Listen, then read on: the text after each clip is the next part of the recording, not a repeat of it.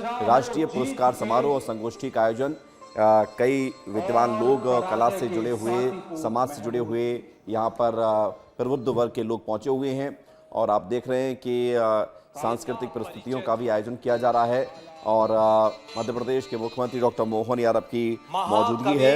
राष्ट्रीय पुरस्कार और संगोष्ठी का ये आयोजन हो रहा है और ये तस्वीर आपको दिखा रहे हैं राष्ट्रीय पुरस्कार और सम्मेलन की मध्य प्रदेश की राजधानी भोपाल से।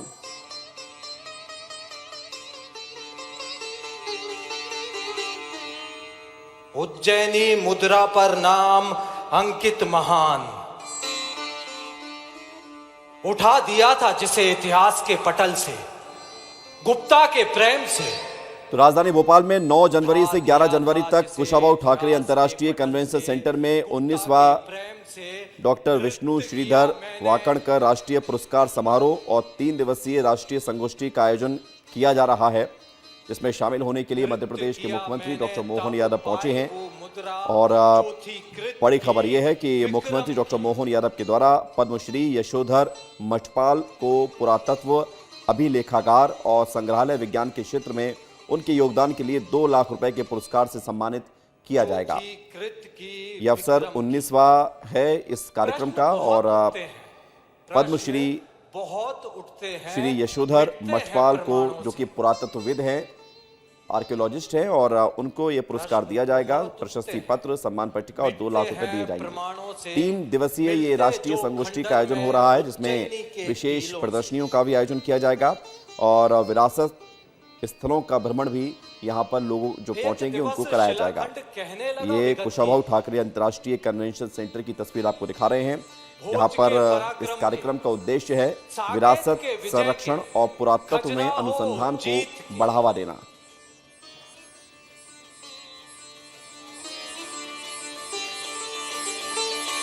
एक दिवस शिलाखंड कहने लगा विगत गीत, भोज के पराक्रम के, साकेत के विजय के, खजुराहो जीत के और पराजय के सातीपूत महमूद के।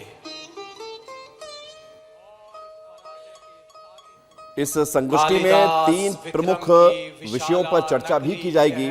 पुरातत्व, निर्वंश पुरातत्व और पुरातत्व समिति, कलाकृति विश्लेषण और सांस्कृतिक संसाधन प्रबंधन में नवीन उपलब्धियों, यानी कि जो नवाचार हो रहे हैं और आर्कियोलॉजी के क्षेत्र में जो रिसर्च की ज़रूरत है उस पर भी विचार किए जाएंगे। इसके अलावा प्रौद्योगिकी, हाइब्रिड सिस्टम भी इसमें शामिल है, जिस पर चर्चा की जाएगी और प्रदर्शनी भी लगाई गई है। और इसका उद्देश्य ये है कि पुरातत्वविद से लोगों को जोड़ना।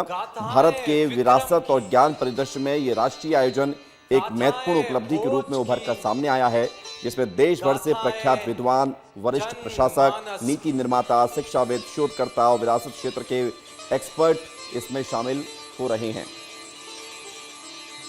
जो जुगलबंदी के माध्यम से उज्जैन की गाथा गाते गाते जो कल्पना की गई है, सितार वादन संगीत का उनका अपना बहुत अच्छा अनुभव, संगीत के जानकार और कितने अलग अलग प्रकार के लोगों को उनके साथ जोड़कर उनके जीवन की दिशा बदल दी वाकणकर जी ने।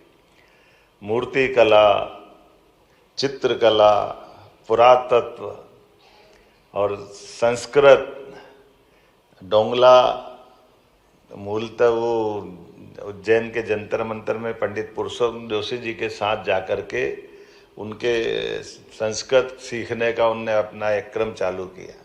और पुरुषोत्तम जोशी जी ने एक काम बताया कि ये जो जंतर मंतर है अब यहाँ बना है भविष्य में, लेकिन अतीत के काल में ये अब यहाँ हो सकता है, पर वर्तमान के काल में अब ये पॉइंट यहाँ उज्जैन से खसक गया, आगे चला गया। और वाकणकर जी तो वो बात पुरुषोत्तम जी ने बताई, लेकिन इस बात को पकड़ करके फिर सालों तक, 10-12 साल तक हजारों गांव वालों को निकाल करके वाकणकर जी ने वो स्थान के लिए, जैसे आज जीपीएस बना है ताकि ये पॉइंट मालूम पड़ जाए, अब ये कल्पना ऐसी थी कि पृथ्वी मान लो एक बाल है, उस पर 2 धागे लगाओ, एक ऐसे और एक ऐसे, ये यामोत्तर रेखा हो गई और ये मध्यव्रत रेखा हो गई, दोनों का क्रॉस बिंदु जो है ये सेंटर पॉइंट है पृथ्वी का, और ये सेंटर पॉइंट आगे पीछे खसकता है। तो ये खसकते हुए उज्जैन से लगभग 30-35 किलोमीटर दूर चला गया है उत्तर की दिशा में। अब ये बोलना और बताना सरल है, लेकिन इसको सिद्ध करना बड़ा कठिन है। और 21 जून 22 दिसंबर को सबको गांव के अंदाज से काम करा रहे हैं, तो 1, 2, 3, 4 ऐसे नहीं, कम से कम 2500 गांव में लोगों को, हजारों लोगों को दिन में 12 बजे सब अपनी अपनी कागज पे लेकर के सूर्य कब अपनी कक्षा एक तरह से मध्य में ला रहा है, वो निशान बना बना करके लोग कागज पे, हजारों कागज इकट्ठे हो जाते थे और वो हजारों कागज लेकर के फिर अपने पास आते, फिर महीनों उसमें ढूंढते कि वो शुद्ध कहाँ है, शुद्ध कहाँ है। और ये एक दिन नहीं, साल में 2 बार में हजारों कागज निकालते निकालते अंततः वाकणकर जी ने इस बात को निकाला कि ये डोंगला नामक स्थान है जहाँ वर्तमान का ये शुद्ध समय का पॉइंट जो उज्जैन में था वो खसक के वहाँ पहुँचा है। अब ये अपने आप में ऐसी बात है। अब जनार्दन नेगी आज के समय में पुरातत्व के और खास करके इस पूरी चीज़ों के जानकार भी है, और वैसे वो उन्होंने कहा कि ये पॉइंट बगैर साइंस के कैसे खोज सकता कोई आदमी। तो ये उसी प्रकार से जैसे पुरातत्व की दृष्टि से हमारा भीमबेटका का असामान्य टीला देख करके वाकणकर जी जा तो रहे थे शायद होशंगाबाद नर्मदापुरम तरफ, और रास्ते में ही रेल से उतर गए कि नहीं मेरे को तो यहीं जाना है। और उस भीषण जंगल में, जब आज भी वो थोड़ा चुनौती का है, लेकिन उस दौर में आपने तो समय निकाला ही है कि इतने समय तक अपने जंगल के उस कठिनाइयों के बावजूद भी, लेकिन ये वाकणकर जी ही कर सकते। सच में उनके नाम पर आपको मडवाल जी ने बताया कि डॉक्टर साकल्य जी ने बताया कि ये वाकणकर जी ने पीएचडी करी है इस पे, तो वो चित्र के ऊपर है, और चित्रों के आधार पर आपको पीएचडी करने के लिए टॉपिक दे करके भेजा। तो ये, और इतने लंबे समय तक मैं वाकणकर जी का राजनीतिक दृष्टि से भी एक उनका विशेषता बताता हूँ। ये अलग अटपटी बात है, लेकिन ये बात भी सही है।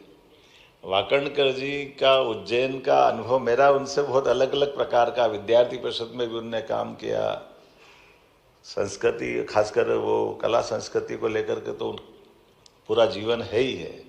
लेकिन नगर निगम में वार्ड उनका 44, जहाँ पार्षद लड़ाए थे प्रकाश चित्तौड़ा जी को, और चित्तौड़ा जी को चुनाव लड़ाया तो वाकणकर जी ने एक एक घर की गिनती की, एक एक घर में कितने वोट हैं और उसकी लिस्ट बना, और उसमें अपनी पार्टी को कौन देगा और अपने खिलाफ कौन है, इसका हिसाब भी चुनाव के पहले बारीकी से लगा करके।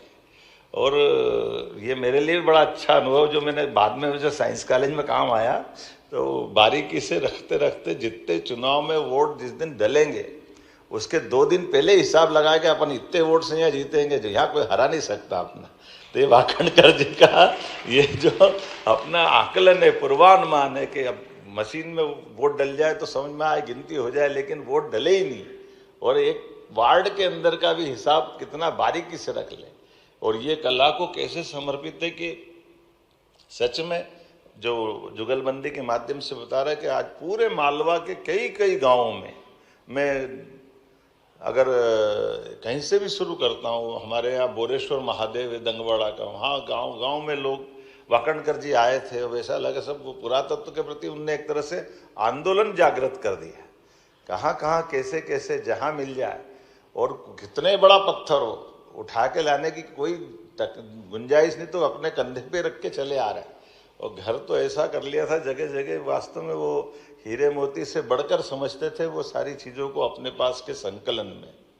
आज कई प्रकार से, जैसे उदयन की कथा बताने की उन्होंने बात कही, वो उदयन का चाणक्य खासकर प्रद्योत का काल, जब वो जेल तोड़ करके गए थे, उस काल से लगा करके विक्रमादित्य का, भोज का, हर काल के मामले में वाकणकर जी ने इतिहास में भी उतने आनंद के साथ अपने से बात करते करते भी जब सुनाते तो ऐसा लगता वो काल जीवंत तो हो गया। राजा भोज के काल की, उनकी अपनी युद्ध कला के दरमियान की सारी गाथाएं, तमाम प्रकार की बातें। सच में आज का ये दिन अद्भुत है, जब 30,000 साल पुराने, और यूँ तो लाखों साल पुराने ऐसे उत्खनन के इस बड़े क्षेत्र में उन्होंने जो काम करके दिखाया, वाकणकर जी ने महेश्वर, मंदसौर, नावदातोली, इंद्रगढ़, मनोटी, आवरा, कायथा, आजादनगर, इंदौर, दंगवाड़ा, रुनीजा, ऐसे कई जगह उत्खनन और अध्ययन का कार्य किया है।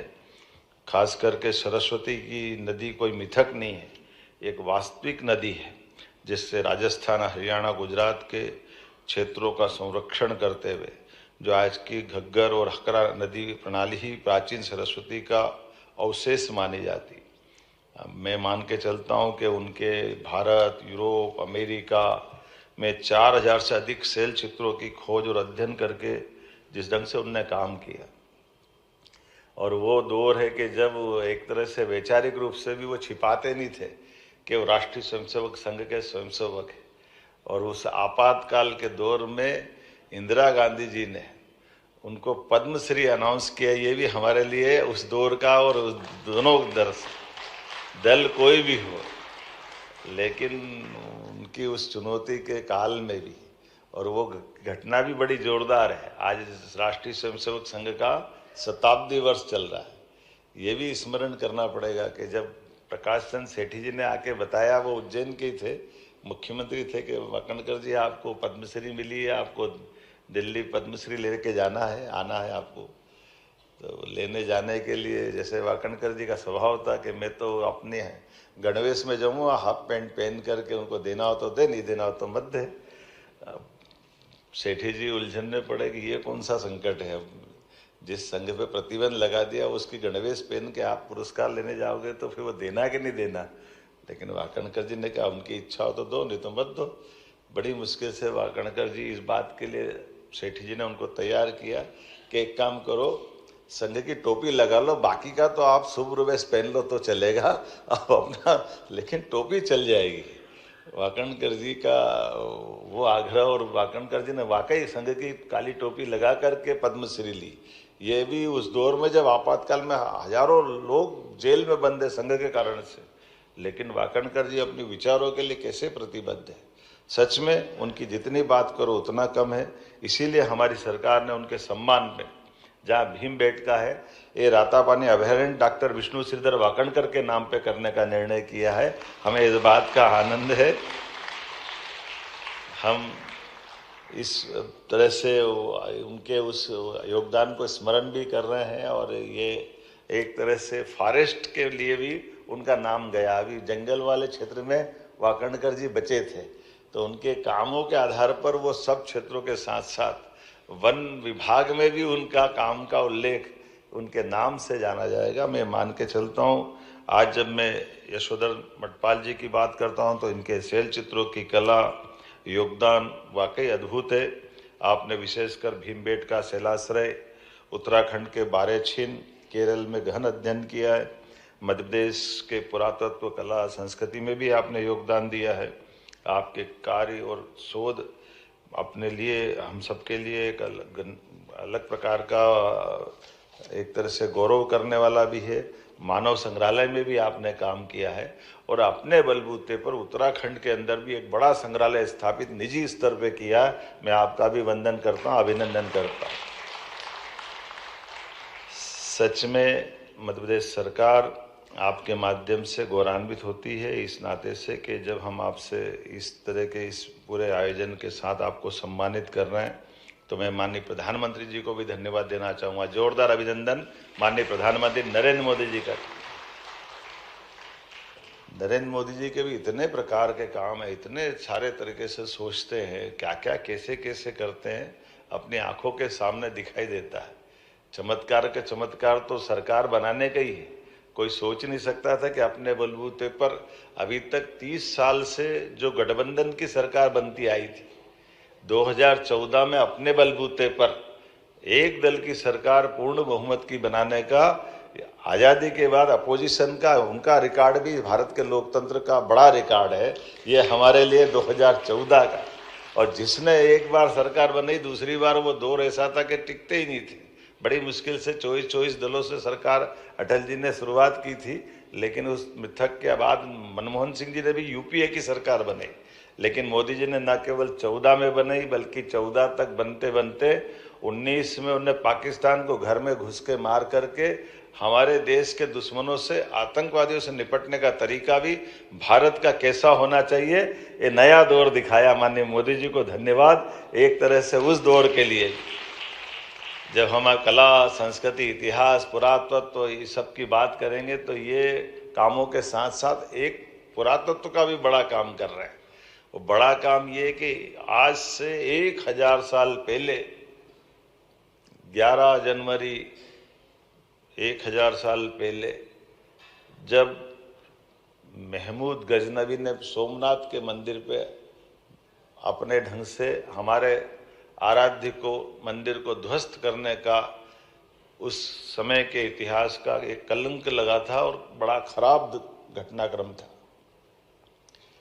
और तमाम प्रयास के बाद में भी हमारे लोग उस मंदिर को बचा नहीं पाए, बड़े पैमाने पे बलिदान हुए। लेकिन हम सबके लिए सौभाग्य की बात है कि वो 1000 साल पुराना घटनाक्रम जब हमारी संस्कृति को मिटाने वाले कहाँ से आए, और आनंद इस बात का कि वही हमारा द्वारका का और वही हमारा सोमनाथ का समुद्र किनारे का अद्भुत स्थान और सोमनाथ का मंदिर आज आकाश से बातें करते हुए वही विद्यमान है। जोरदार अभिनंदन करें माननीय सरदार वल्लभ भाई पटेल के माध्यम से देश ने आज़ादी का सूरज देखा और हमने अपने सोमनाथ को भगवान के रूप में वहाँ पा करके उस 1000 साल के बाद भी, जो इकबाल ने कहा है कि कुछ बात है कि हस्ती मिटती नहीं हमारी, यूनान, मिस्र, रोम मिट गए, दोबारा नहीं बन पाए, लेकिन भारत में वो दोबारा बन के खड़ा हुआ है। मिटाने वाले मिट रहे हैं लेकिन हम अपनी जगह खड़े हैं। इसलिए 1000 साल का वो संघर्ष पुनः गौरवान्वित कर रहा है। और न केवल सोमनाथ में, वो अयोध्या में भी भगवान राम को मुस्कुरा करके देखते हुए हमारा गौरव का और गर्व का मौका दे रहे हैं। और न केवल वहाँ, हम तो आनंद में हैं जब बाबा महाकाल के महालोक का भी आनंद आ रहा है, जो परवर्ती काल में 300 साल बाद इल्तुतमिश के समय ध्वस्त हुआ था। वो मंदिर भी पुनः बना हुआ है, बल्कि भगवान का परिवार महालोक के माध्यम से भगवान कृष्ण के समान भगवान महादेव की भी गाथाएं गा रहा है। इसी के साथ बनारस का आनंद भी आ रहा है। तो माननीय मोदी जी ने कल से शुरुआत करने का निर्णय किया है कि वो 1000 साल के संघर्ष के बाद में भी सोमनाथ हमारे 12 ज्योतिर्लिंग में सर्वाधिक आराध्य है, इसलिए राष्ट्रीय स्तर पर उसका उत्सव मनाने का निर्णय किया। मुझे इस बात की प्रसन्नता कि उससे 2 दिन पहले हम अपने साथ यहाँ ये सम्मान वाकणकर जी के उस अप्रतिम योगदान के बलबूते पर ऐसे स्वनाम धन्य विद्वान को दे रहे हैं। और उसी अवसर पर मध्य प्रदेश कल्चर और धर्मस विभाग द्वारा हम उज्जैन में भी 14 तारीख से बड़ा पर्व महाकाल उत्सव का मना रहे हैं कि हाँ, हमारे लिए सोमनाथ, महाकाल, भगवान के उस दौर के साथ साथ ये कला संस्कृति के भी बड़े बड़े प्रमाण हैं जिनके माध्यम से आस्था हमारी मजबूत होती है। तो मैं उम्मीद करता हूँ ऐसे सारे आयोजन में आज के इस अवसर पर पुनः आपका वंदन करता हूँ। 1-2 जानकारी छोटी छोटी दे करके, वाकणकर जी ने जो उज्जैन में यूनिवर्सिटी में विक्रम में संग्रहालय चालू किया था, बाद में विक्रम कीर्ति मंदिर भी बना था, जो हमारे पंडित व्यास जी महाराज ने उस पर सूर्यनारायण व्यास जी ने बनवाया था। तो हमने वो संग्रहालय भी अच्छा करा दिया, विक्रम कीर्ति मंदिर भी अच्छा करा रहे हैं और संग्रहालय को बिल्कुल आधुनिक यंत्रों के साथ उनकी सारी सहेजी हुई सामग्रियों को संरक्षित करते हुए। तो मठपाल जी से निवेदन करूंगा कि यहाँ के बाद उज्जैन भी वहाँ देखते जाना। हमने आपकी पूंजी को और बढ़ाने का ही काम किया, अच्छा करने का काम किया, उसमें किसी प्रकार से कोताही नहीं। आपको प्रसन्नता होगी आज के दौर में एक संग्रहालय और कितना अच्छा हो सकता है, वो सब करने का प्रयास कर रहे हैं। पुनः आपका वंदन, अभिनंदन।